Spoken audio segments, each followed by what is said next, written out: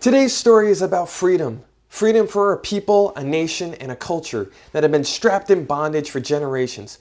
A people whose suffering was so great that God Himself could hear their cries.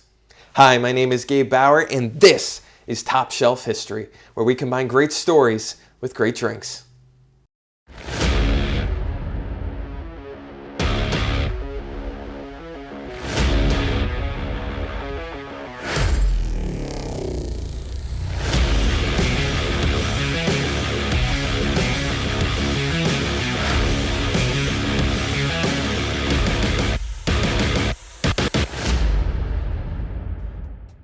This is the Promised Land.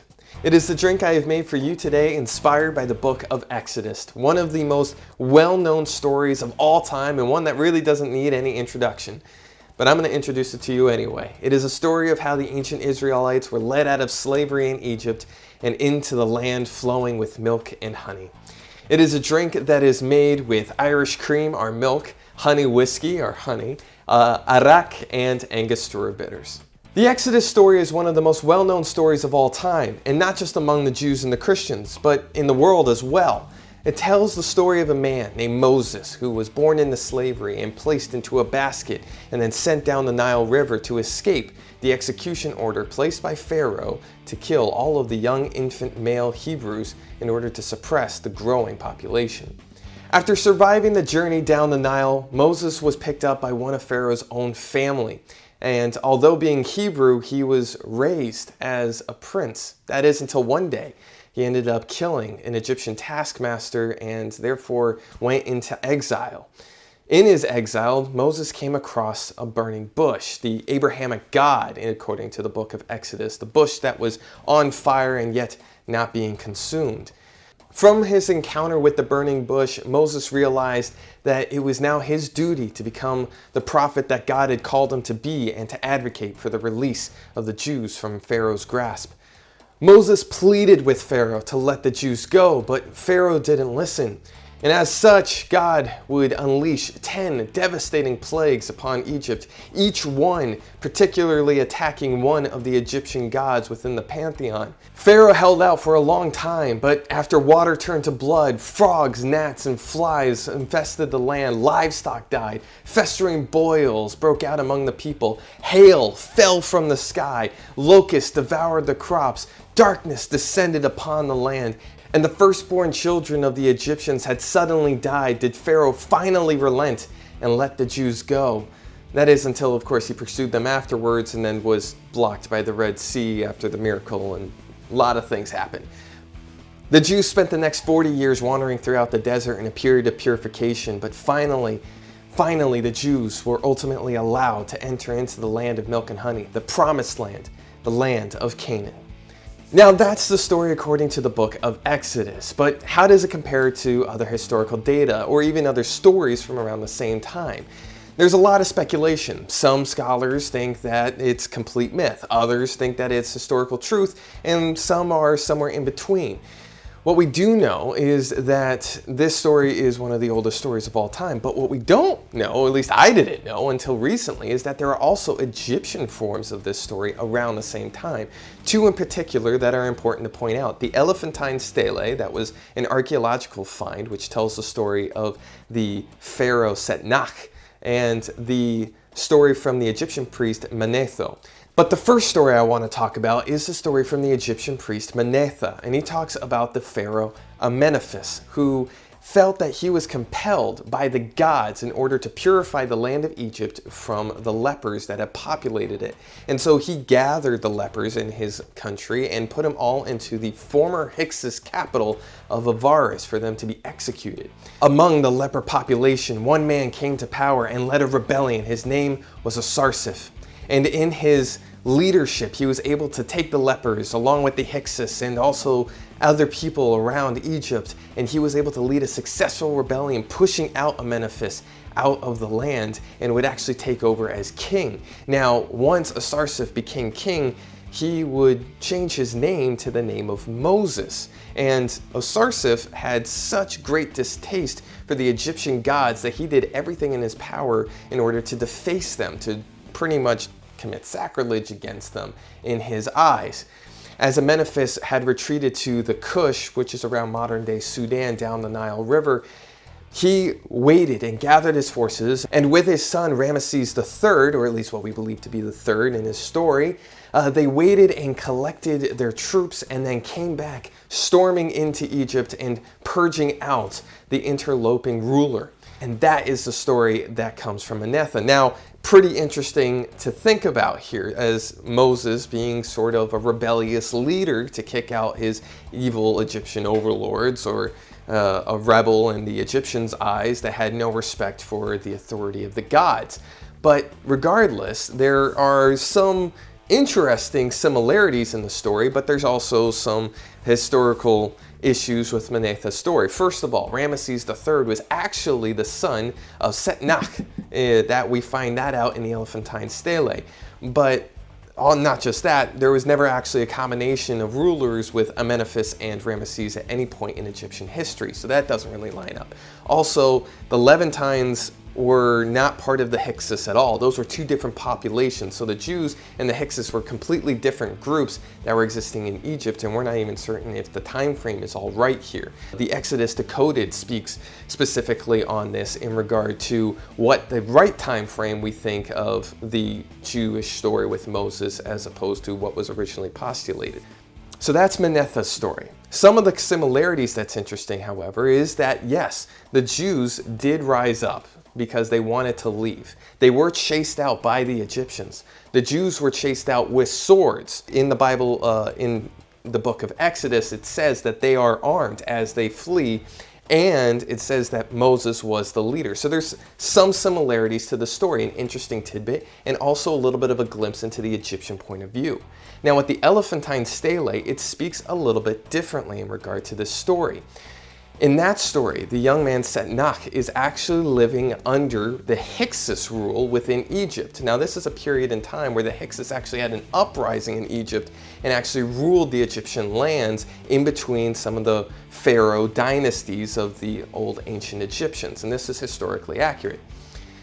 So Setnach was actually the one to rise up and then kick out his Hyksos leaders and push them out instead of having the rebellion rise up and kick out the Egyptians. It was an established rebellion that had already taken over his power, and Setnach is the man that's rising up, the newfound man that's pushing out his improper rulers, I suppose you could say. So some interesting tidbits here in between what the stories of the Egyptians say and the stories of the Jews. All little bits and pieces here of correlation, but a lot of differences at the same time. Now we could talk about the history for ages, and I would love that. But you know what you believe, I know what I believe, so let's get into the drink. The land of milk and honey has to therefore have milk and honey, I think. So into our port wine glass here, we are going to put in 1 ounce of Irish cream. We'll pour that in here, because after all, this will be our milk. Now, if I put in actual milk, the acidity of the alcohol would cause it to separate and curdle, and that's really gross. If you've had Irish car bombs, you have to drink it fast specifically for that reason. We will follow that up with our honey element. Now I'm using Jack Daniel's honey because it is absolutely delicious and will play a lot nicer towards the consistency of our drink than actual honey. We'll put that on in there. And plus it's a little bit more boozier, and that's kind of what we're all here for, right? We will then follow that up with a 1/4 ounce of Arak. Now, let me talk to you about Arak. I was thinking about this particular drink and how I was going to implement some Middle Eastern element into the Promised Land. And I found out that most of the Middle Eastern nations are run by Sunni Islamic belief. And Sunni Islamic belief is alcohol-free, mostly. Even in Egypt, which is also run by Sunni Islamic belief. And so Egypt doesn't really have any breweries. It doesn't really have any alcohols for the most part, except in more touristy areas, like, for example, areas of Cairo and otherwise. So the people who had actually originally invented beer, or at least so some historians believe to have originally invented beer, and the ancient Egyptians now are actually dry, which is kind of funny in my opinion. But Arak is a Lebanese liquor that has anise and is, I believe, distilled with grapes. So it's very sweet, but oh my gosh, the anise on this is very powerful. So the most we're going to give this is a 1/4 ounce, because more than that, you're gonna regret it. Yeah, that's more than enough. There we go. And this will also kind of bring together the idea of the Levantines, because the Levantine people were not just the people of Canaan, it was also the people of Lebanon and Syria. So when we talk of the Levantines in the history of Moses, this area actually applies. So it's actually really cool to be able to get a drink from there. Finally, our last ingredient here will be the bitters. And my inclusion of the bitters in this drink stems from the Passover story specifically, that on the night in which the firstborn of the Egyptians had died, the angel of death had passed over the houses of those who had sacrificed the lamb and covered their door frame in blood, so as it was instructed by Moses on behalf of God. They also included within the Seder meal, in other words, the Passover meal, a collection of bitters. So that is representative of that particular and important part in Jewish history. And we're putting that in there for that. So around 2 dashes total. And for here, we will mix up our drink. Those bitters will also give a nice little bite because this drink is very rich. So that will be a nice almost first foretaste of what is to come. And lastly, we will garnish with a little sprig of mint because when it's going to float in there all wiltedly. And the reason why here is because the land of Canaan was a land of promise. It wasn't a land that was gray, it was a land that was green and beautiful and just everything that the Jews had hoped for.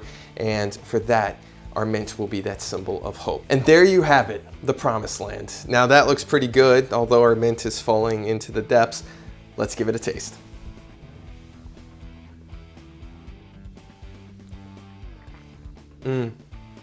You know, that is refreshing, it's smooth, it's creamy. There's definitely some bite there from the Angostura bitters, and also you also feel a little bit of burn from the Arak, because that thing is potent. But the anise actually doesn't take away from the honey or the Irish cream either. I actually think this combination of Irish cream and honey whiskey is so dangerous, it's insane. That would go down so smoothly, but this is an excellent drink, and I think one that would be worthy of celebrating your freedom from slavery. And that sounds like last call. So you guys have heard a lot of history in today's episode, but I actually wanted to give you a little bit of personal history with my other history. And that was that one of my favorite movies growing up was watching The Prince of Egypt, which of course specifically talks about the Exodus story. It's the entire story. And Ray Fiennes plays the character of Ramesses. Now Ray has a wonderfully interesting name. It's spelled like Ralph, but it's pronounced Ray. It's easily the most confusing name I've had in this episode. But more power to him, he's an excellent actor.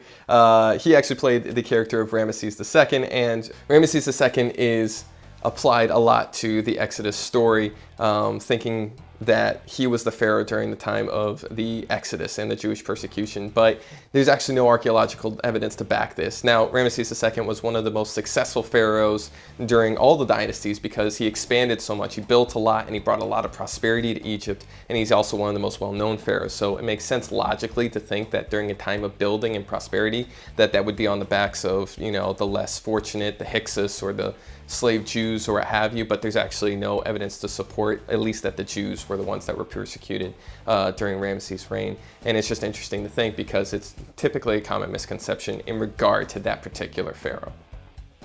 Thank you all so much for watching. If you would like to check out any of our other historically inspired cocktails, you can find them here, or you can also find them at our website at topshelfhistory.com. There we also have all of our deep dives, blogs, recipes, and more from all of us here at Top Shelf History. Remember, history is better with a drink. Cheers.